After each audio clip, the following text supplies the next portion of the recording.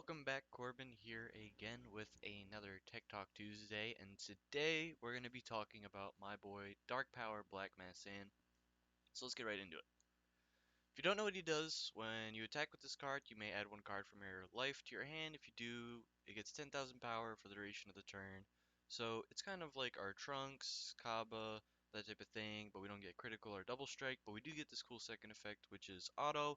When your opponent plays a battle card with 15,000 power or less using a non-keyword skill, your opponent chooses two cards from their hand and places them in their drop area. So, very, very strong effect, and many of you may have known about this card for a while because when we had Child's Wish around, this card was played more often than we have seen it recently. So, we'll talk about why it's coming back. So, how is this card helpful? Um, Shout out to wherever this was on Reddit. I can't remember who I found this from, but Bandai, can I copy your homework?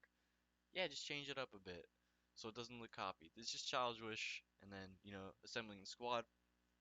Which assembling the squad isn't as bad as Child's Wish because it's only 2 drop or less and has to be in your deck, which is a little bit stranger, but it's still doing the same thing and it's 15k or less and you're playing it.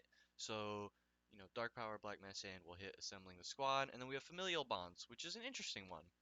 So, this card is introducing a like turn 3 kill turn um triple flash. Yeah, I couldn't think of it. I don't know why. Uh, but the card also, Dark Power Black Man Sand also hits Familial Bonds. So, I, Familial Bonds is actually great. I love it. Ryan will probably release a Oolong deck profile soon, or someone will. It's an amazing deck, and I know Ryan's been playing it for a while.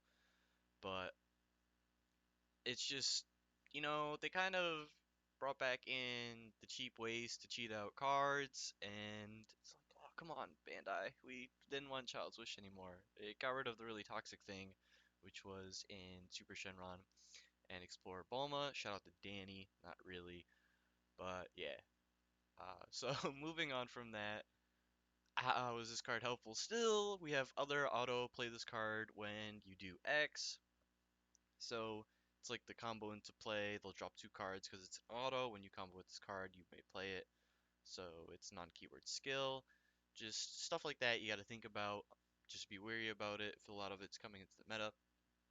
Like I think Dark Power Black Man Sand hits some of the veggies, and a friend of mine has been playing a ton of veggies. So when they do their thing, they play the Kaba, and then well, he's assembling for squads for Kaba, and then he plays the 20k Caulifla, and he finds like the 15k. There goes four cards out of his hand right then and there.